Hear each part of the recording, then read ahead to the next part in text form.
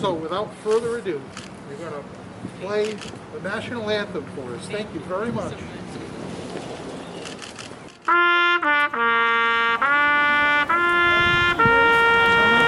My name is Bolarinho. I play the trumpet and I'm a sophomore at East Providence High School.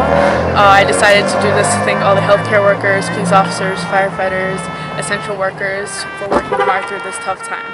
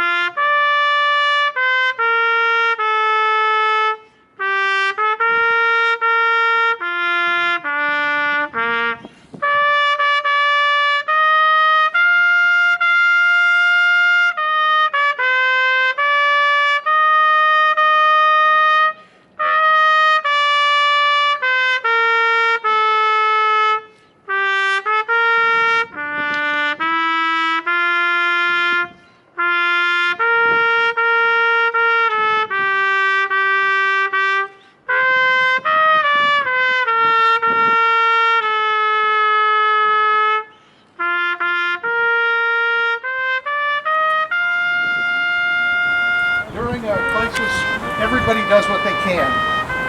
And music, one of the arts, and art heals. And boy, the whole world is going to need a whole lot of healing, a lot of music. So